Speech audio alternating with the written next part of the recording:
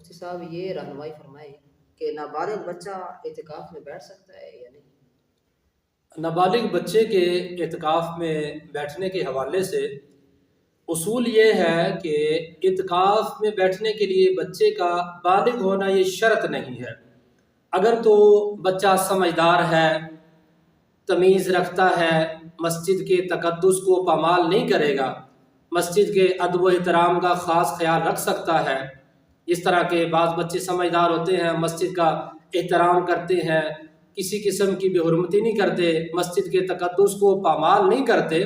تو اس طرح کے بچے اگر اعتکاف میں بیٹھنا چاہیں تو اعتکاف میں بیٹھ سکتے ہیں، اور شرعاً ان کا اعتکاف بھی درست ہے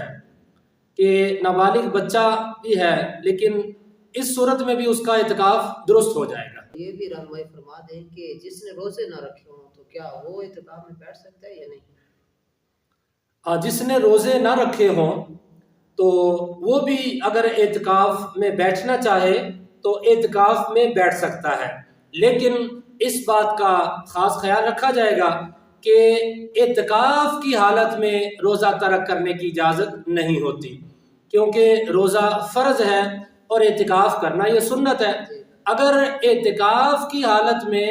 بندہ روزہ نہ رکھے تو اس کا سنت اعتکاف ٹوٹ جائے گا، پھر وہ اس کا نفلی اعتکاف بن جائے گا، کیونکہ نفلی اعتکاف میں روزہ شرط نہیں ہوتا،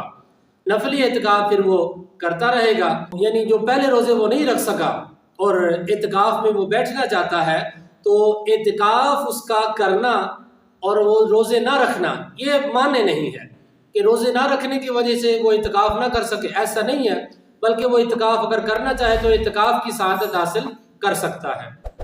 دوران اعتکاف روزہ رکھنا یہ ضروری ہے؟ ہاں جی، دوران اعتکاف اس کا روزہ رکھنا یہ ضروری ہے۔